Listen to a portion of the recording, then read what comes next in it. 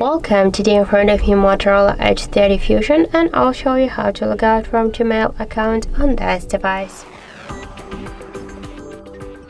So first let's launch Gmail application and then tap on the right upper corner. Now we can see that we are logged in into two accounts at the same time.